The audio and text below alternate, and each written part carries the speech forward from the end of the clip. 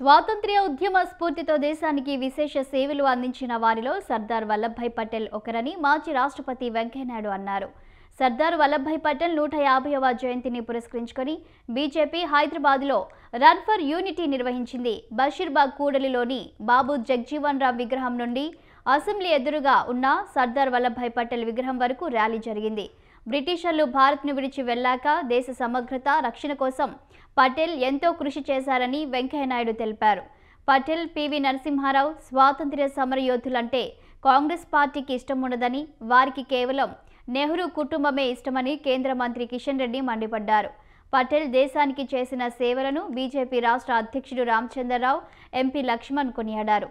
కిషన్ రెడ్డితో పాటు రామచంద్రరావు, లక్ష్మణ్ ర్యాలీలో పాల్గొన్నారు.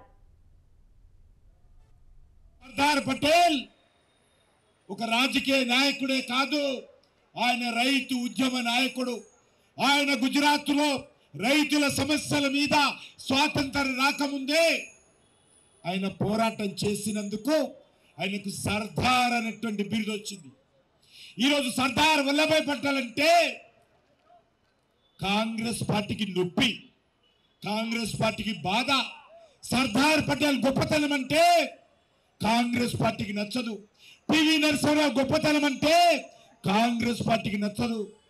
అదేవిధంగా ఈరోజు అనేక మంది స్వతంత్ర సమరయోధుల పేర్లంటే కాంగ్రెస్ పార్టీకి నచ్చదు. కాంగ్రెస్ పార్టీకి ఎంతసేపు నెహ్రూ కుటుంబము తప్ప ఇంకెవరు కూడా ఈ దేశ రాజకీయాల్లో ఉండకూడదు. దేశం అంటే నెహ్రూ కుటుంబము, నెహ్రూ కుటుంబం అంటే దేశం అనేటువంటి దుర్మార్గపు ఆలోచనతో కాంగ్రెస్ పార్టీ ఈరోజు సర్దార్ వల్లభాయ్ పటేల్ ను తక్కువ చేసి చూపిస్తున్నది. బ్రిటిష్ వాళ్ళు తప్పనిసరి పరిస్థితుల్లో మన దేశాన్ని వదిలిపెట్టి వెళ్ళాలని చెప్పాయి.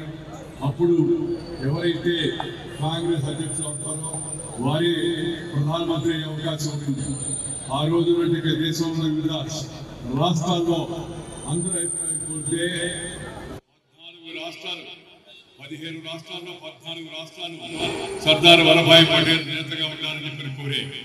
కానీ ఆ తర్వాత మహాత్మా గాంధీ గారి యొక్క సలహా మేరకు సర్దార్ పటేల్ గారు తన యొక్క అవకాశాన్ని వదులుకొని గాంధీ గారు చెప్పినట్టుగా జవహర్లాల్ నెహ్రూ గారి పేరు ప్రతిపాదించాడు. పదవిని, ప్రధానమంత్రి పదవిని అంతా మరి గాంధీ గారి కోరిక మేరకు వదిలేసుకునే మహనీయుడు చరిత్రలో మనకి ఇంకెవరు కనపడరు. పదవుల కోసం ఈరోజు ఎలా తడ్డాలు పడుతున్నా మనం చూస్తున్నాం. అలాంటి తరుణంలో వచ్చే పదవిని కాదనుకొని దేశం కోసం త్యాగం చేసే మహనీయుడు శ్రీ సర్దార్ పటేల్ మనందరికి జీవితంలో ఆదర్శనీయం కావాల్సిన అవసరం ఎంతో ఉంది. సర్దార్ వల్లభాయ్ పటేల్కు హైదరాబాద్కు ఉన్నటువంటి ప్రత్యేక అనుబంధం మనందరికీ తెలిసింది. స్వాతంత్రం తర్వాత 565 సంస్థానాలను విలీనం చేసే సందర్భంగా అన్ని సంస్థానాలు మరి భారతదేశంలో విలీనం కావడానికి సుముఖత వ్యక్తం చేసిన హైదరాబాద్ సంస్థానము నిజాం ఉక్కు పాదం కింద నలిగిపోతున్నటువంటి ఈ హైదరాబాద్ సంస్థాన ప్రజలు ఆ రోజు భారతదేశంలో విలీనం కావాలని కోరుకున్నప్పటికీ నిజాం యొక్క నిరంకుశ వైఖరి వల్ల ససేమిరా నేను భారతదేశంలో విలీనం కానని, పాకిస్తాన్కు అనుబంధంగానో ప్రత్యేకంగా ఇస్లాం దేశంగా కొనసాగిస్తానని చెప్పినప్పుడు, అదేవిధంగా జునాగఢ్లో అక్కడ కూడా మొండికేసినప్పుడు అక్కడ సంస్థానిషులు, జమ్మూ కాశ్మీర్లో కూడా ఈ 3 ప్రాంతాలు విలీనం కామని చెప్పినప్పుడు ఆనాడు సర్దార్ వల్లభాయ్ పటేల్ పూనుకొని తప్పకుండా ఈ భారతదేశంలో అంతర్భాగం కావాలి, విలీనం కావాలని చెప్పి వారు పిలుపునిస్తే నిజాం మెడల్ వంచి ఏ రకంగా హైదరాబాద్ సంస్థానాన్ని ఇవాళ తెలంగాణ కొనసాగుతూ ఉంది. ఈ తెలంగాణ ఈరోజు మన రాష్ట్రంగా కొనసాగుతున్నాం, భారతీయులుగా చలామణి అవుతున్నామంటే సర్దార్ వల్లభాయ్ పటేల్ చొరవ అనే విషయాన్ని మనం మర్చిపోకూడదు. 150వ జయంతి ఈరోజు దేశవ్యాప్తంగా కూడా ఘనంగా మనందరం జరుపుకుంటున్నాం. సర్దార్ వల్లభాయ్ పటేల్ గారు ఆ రోజు స్వాతంత్ర యుద్ధంలో ఒక యోధుడుగా స్వాతంత్రం కోసం పోరాడి స్వాతంత్రం వచ్చిన తర్వాత వారు మన భారతదేశం మొట్టమొదటి ఒక హోంశాఖ మంత్రిగా ఈ భారతదేశంలో అనేకమైన చిన్న చిన్న రాజ్యాలని కలిపి దాదాపు 560 పై రాజ్యాలను కలిపి ఈరోజు మహాన్ భారత మాతగా ఈరోజు చిత్రించినటువంటి యొక్క ఘనత ఆ రోజు సర్దార్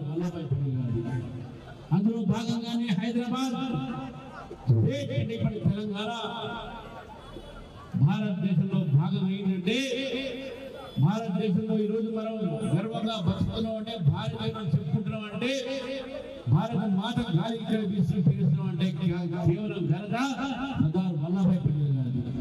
భారతదేశ చరిత్రలో సువర్ణ అక్షరాలతో రాసుకోవాల్సినటువంటి అనేకమైనటువంటి సంఘటనలు వారి చరిత్రను గత ప్రభుత్వాలు కాల రాయడమే కాకుండా అవన్నీ కూడా చరిత్రకారులు దాచిపెట్టడం జరిగింది. భారతదేశంలో అనేకమైనటువంటి సంస్థానాలు 565 సంస్థానాలను ఒకటిగా చేసి అఖండ భారతదేశ నిర్మాణం కోసం వారు చేసినటువంటి కృషి, వారి త్యాగాలు ఏదైతే ఉన్నాయో, ప్రధానమంత్రిగా అవకాశం వచ్చినా కూడా ప్రధానమంత్రిని వదులుకొని దేశ సమగ్రత నాకు ముఖ్యమని చెప్పి భావించి ఆ రోజు ముఖ్యంగా తెలంగాణ ప్రజానీకం మర్చిపోలేనటువంటి ఒక గొప్ప విషయం ఏంటంటే తెలంగాణ నిరంకుశ పాలనలో నలుగుతున్నటువంటి సందర్భం. స్వతంత్రం 1947 ఆగస్టు 15కు వస్తే తెలంగాణ రాష్ట్రానికి మాత్రం 48 వరకు స్వతంత్రం రాలేదు.